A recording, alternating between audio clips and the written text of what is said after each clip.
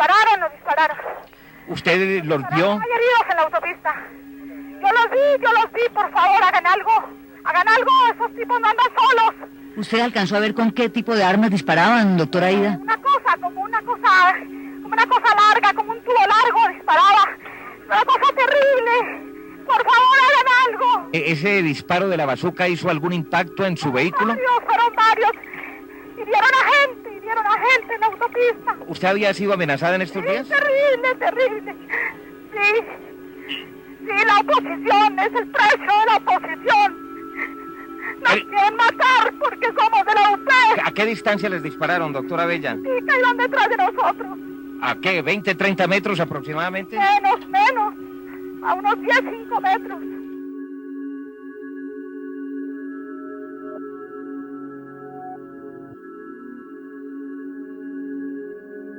Si te hablo de recuerdos, a su papá lo van a matar, mataron a no sé quién, también lo mataron.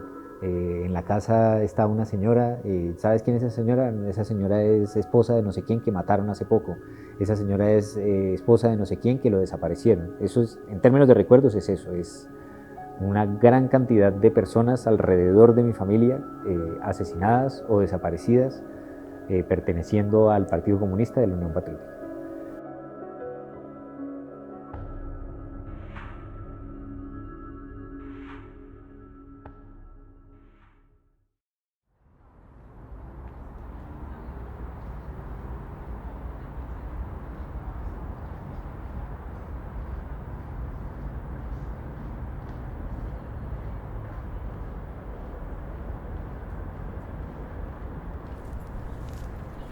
Soy parte de la fundación del barrio Policarpa, por ende de la Central Nacional Pro Vivienda.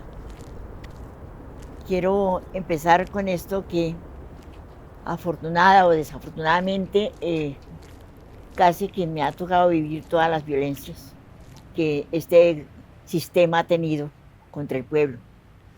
En primer lugar, quiero decir que yo he sido militante del Partido Comunista desde hace más de 60 años. Y el partido siempre luchó por fundar movimientos sociales que interpretaran las necesidades y el quehacer del pueblo. En eso hubo varios movimientos antes de la Unión Patriótica. Después ya con las charlas que hubo entre las FARC y el Belisario Betancur, que surge la propuesta de un movimiento social, nace la Unión Patriótica. El propósito de la Unión Patriótica fue doble. De un lado, la Unión Patriótica serviría como ese vehículo institucional a través del cual los guerrilleros de las FARC se vincularían en la vida política, social y económica del país. Y de otro lado, la Unión Patriótica fungiría como ese movimiento que canalizaría los sentimientos y las necesidades de amplias capas de la población de una nueva militancia política distinta a los partidos tradicionales de entonces, el liberal y el conservador, y que le apostaba a una agenda por la democratización del país.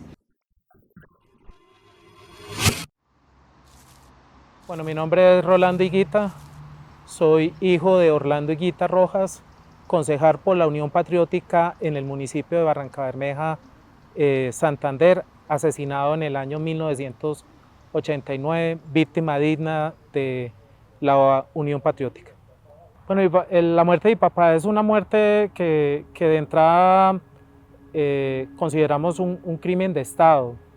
Es producto de un proceso sistemático de persecución y de eliminación paulatina de liderazgos en Barrancabermeja de la Unión Patriótica. De alguna manera todo el mundo sabía o era consciente de que el siguiente era él, dentro de ese proceso de eliminación que llevó a que se asesinara a un representante a la Cámara, a que se le hiciera un atentado gravísimo a un diputado y a que otros compañeros hayan también sido asesinados. ¡Paramilitares asesinos! ¡Presente! ¡Presente!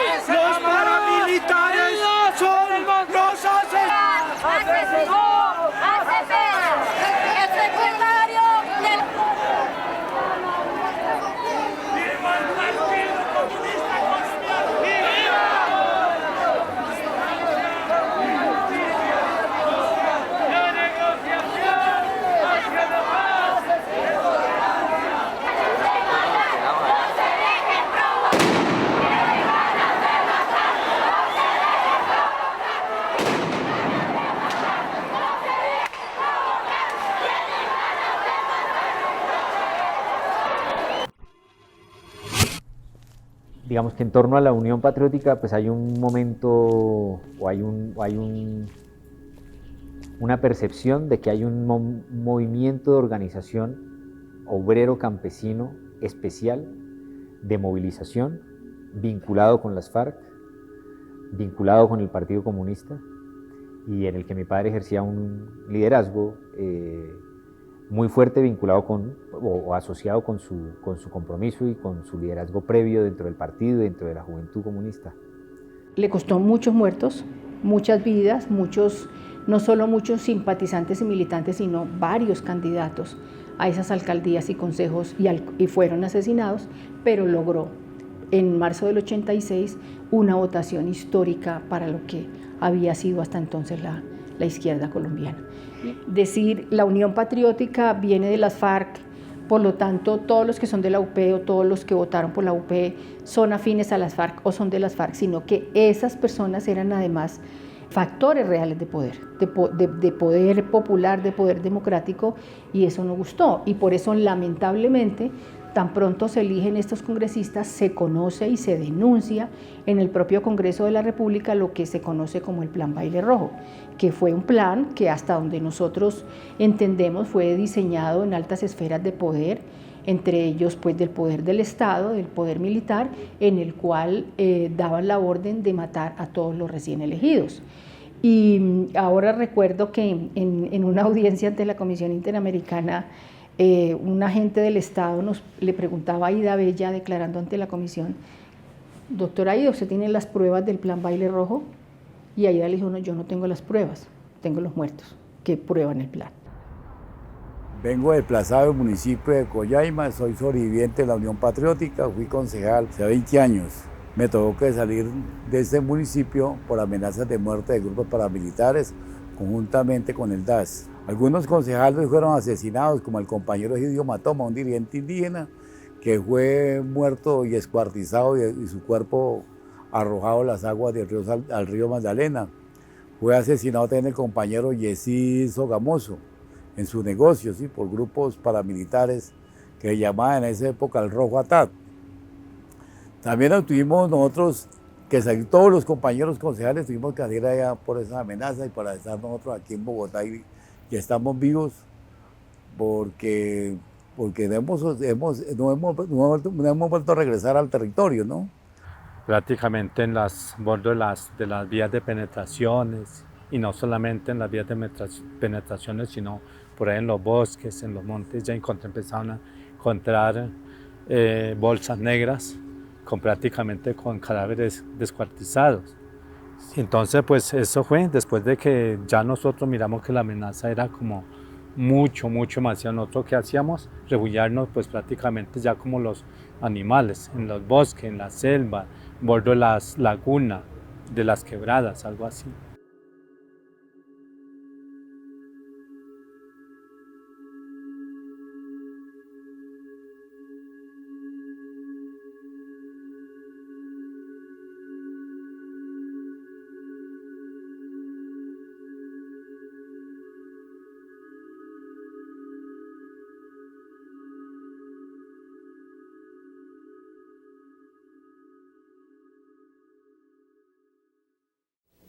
La guerra sucia consiste en utilizar las armas y el terrorismo con la finalidad de eliminar físicamente a quienes profesan convicciones ideológicas distintas a los que tradicionalmente ellos han defendido, que no son otros sino sus propios privilegios.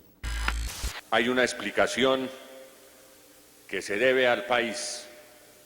¿Por qué se perpetran las masacres en regiones densamente militarizadas?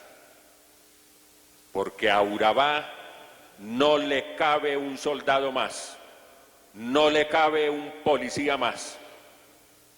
Seguramente los señores ministros darán una respuesta al país de esta inquietud que desde luego mantiene en perplejidad a la sociedad colombiana.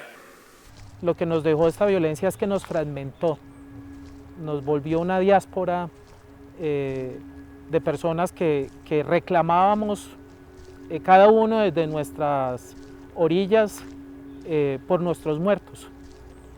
Pero no había esa sistematicidad para poder decir cuántos éramos, qué tipo de violencias habíamos vivido, en dónde se ubicaban esas violencias.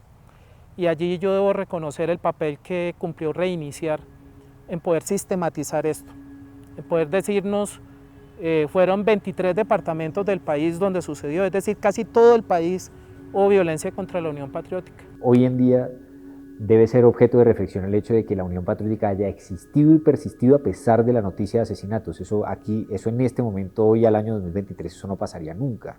O sea, ningún colectivo de personas aguantaría existir y persistir a pesar de que todos los días hay noticias acerca de que están asesinando a ese grupo de personas como partido. Ni siquiera todas las personas que pertenecen al Partido Comunes son del Partido Comunes. Son muchos firmantes de paz y excombatientes de las FARC, pero no son miembros del Partido Comunes. ¿Sí? Y no atacan directamente, por ejemplo, a senadores o a representantes, que era algo que pasaba mucho en la época de la UP. Entonces, eso es la suma de los recuerdos, para no sumar a noticias que son conocidas sobre el genocidio.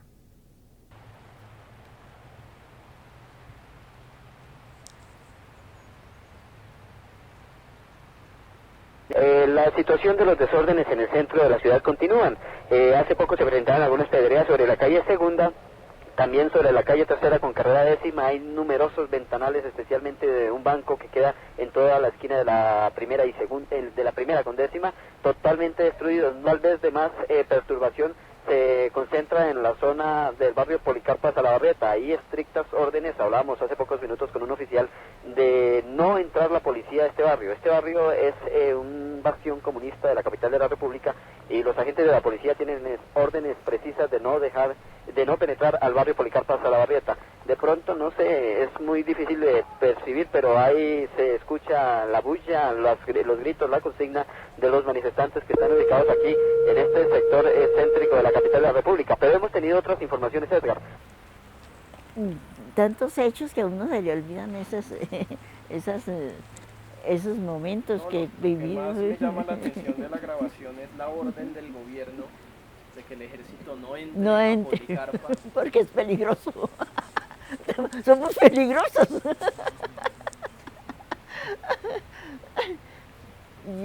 Es que no me acuerdo en qué momento fue, verdad, que hubo esa... Esto es el asesinato de Pardo Leal. Fue cuando el asesinato de Pardo Leal. Es que a uno tantas cosas que han pasado que a uno se le olvidan.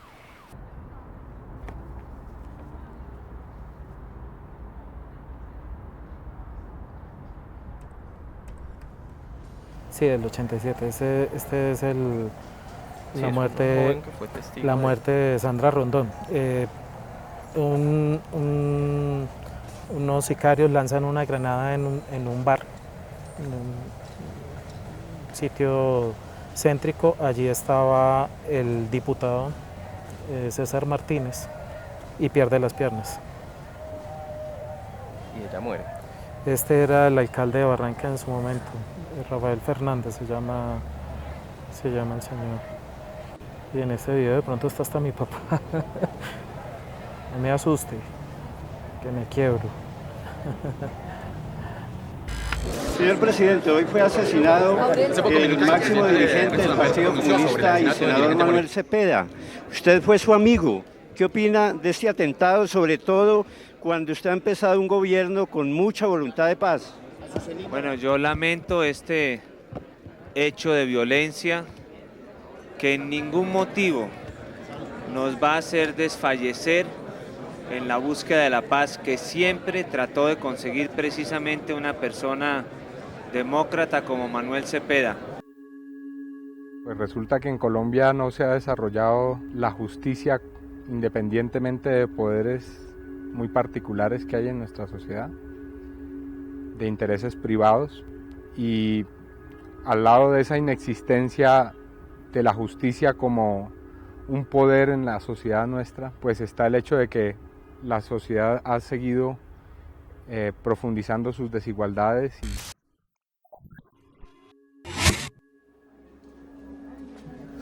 Esa imagen está muy chévere.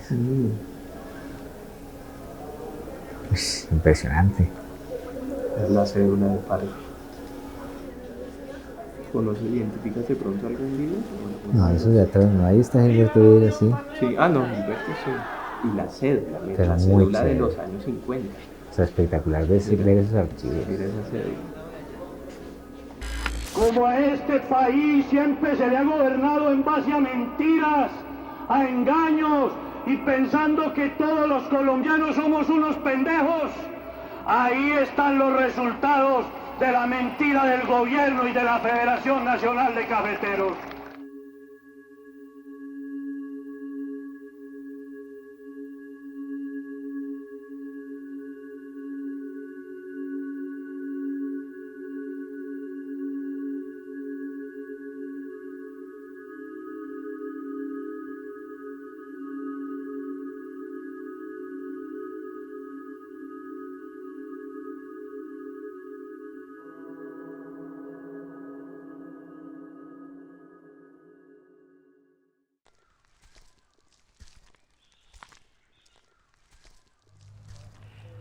Bueno, las víctimas los recibimos, digamos, como con mucha esperanza realmente, como un gran triunfo, luego de muchas derrotas sistemáticas, de pérdidas y de habernos arrebatado todo, porque no solamente nos arrebataron la vida de las personas que queríamos y que amábamos, sino que nos arrebataron las economías, los espacios de vida, de convivencia, los amigos. Y yo diría que este fallo empieza a restablecer y hay un ejercicio muy importante aquí que tiene que ver con el reconocimiento de no volver a estigmatizar a los miembros de la Unión Patriótica. Yo creo que hemos vivido largos años en los que se justificó la muerte, en los que se justificó los asesinatos de los miembros de la UP y este fallo es contundente al señalar en que este tipo de situaciones no deben suceder no solamente para la Unión Patriótica, sino en general para cualquier expresión política que haya en el país. La sentencia es muy satisfactoria porque la sentencia reconoce gran parte de la verdad de las víctimas.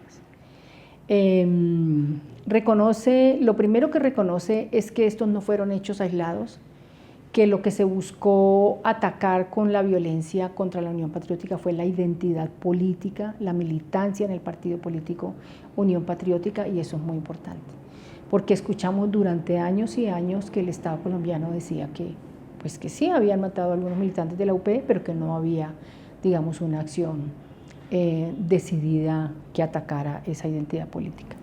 Lo segundo, la Corte declara que es un exterminio en razón a que fueron múltiples violaciones cometidas de manera sistemática y generalizada, ¿cierto? Y que nuevamente tenían en común, dice la Corte, el propósito de acabar con ese partido político. Digamos que la reciente sentencia de la CIDH habla de crimen de lesa humanidad, que es bastante importante que se reconozca como crimen de lesa humanidad, pero por el Estatuto de Roma, por la definición de genocidio en general, no se reconoce internacionalmente el genocidio político, porque el genocidio suele ser utilizado para etnia, nacionalidad, digamos, tiene otras características. Entonces ha habido también una discusión internacional con respecto a que se reconozca el genocidio político. En Colombia hay una apertura desde la legislación nacional para que se pueda reconocer genocidio político y sería muy importante que se empiece a avanzar hacia allá. La sentencia de la Corte lo que dice es crimen de lesa humanidad, que también es bastante impactante. Digamos que el otro gran debate que hay allí es con respecto a la cifra o a la cantidad de sobrevivientes víctimas del genocidio. El Estado colombiano solo quería reconocer más o menos 300. El informe de la Comisión de la Verdad habla de aproximadamente 5.700, que ya es una cifra bastante alta, y también un gran logro y muy importante de las sentencias que reconoce 6.000 víctimas. Es una cifra bastante alta que habla justamente del nivel de impacto y afectación que tuvo la Unión Patriótica. Pues yo creo que la sentencia de la Corte Interamericana es un gran quiebre, entre muchas otras cosas, es un gran quiebre de toda la justificación que ha existido en América Latina anticomunista que está en el corazón de la Unión Patriótica. O sea, quienes ejecutaron el genocidio contra la UP lo hicieron con toda la certeza de que la UP no solo tenía vínculo con las FARC, sino que era una organización política en ascenso de carácter comunista o comandada por el Partido Comunista. Y eso siempre ha sido justificado en América Latina, el ataque contra eso. Por eso se jactaban con toda la legitimidad los dictadores latinoamericanos por haber expulsado al comunismo de sus países con sus dictaduras. Y han ocurrido genocidios como el de Indonesia, así, con ese carácter anticomunista. Por primera vez, eso es muy importante, el Sistema Interamericano de Derechos Humanos dice que eso no solamente implica que una persona, un exdictador de América Latina sea responsable, o la Junta Militar Argentina sea responsable, sino un Estado sea responsable, y que además tiene un reconocimiento de las víctimas en número y en cantidad que tiene un valor diferente. Es decir, no es solamente un proceso de esclarecimiento como el Nunca Más de Argentina, que tiene muchos nombres. Es una sentencia del Sistema Interamericano de Derechos Humanos, y el Sistema Interamericano pertenece a la OEA, y en la OEA está los Estados Unidos. Es decir, un sistema en el que participa Estados Unidos termina por afirmar un genocidio bajo la política que promovió Estados Unidos en el siglo XX en América Latina. Que si eso no debe ocurrir nunca más en Colombia, pues evidentemente no debe ocurrir nunca más en Colombia con ese carácter.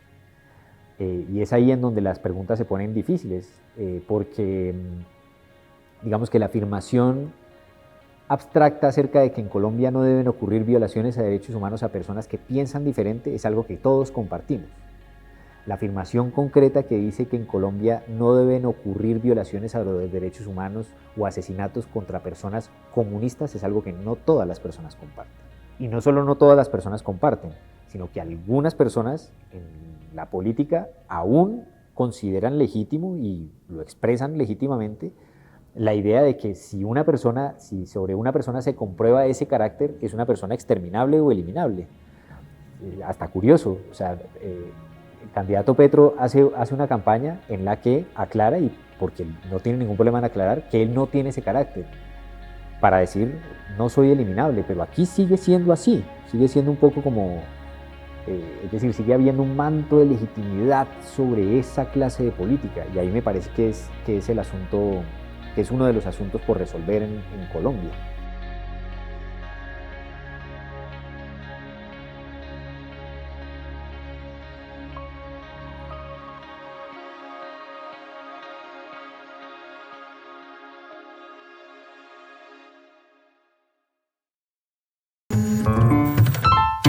Señal Memoria, imágenes y sonidos para la historia.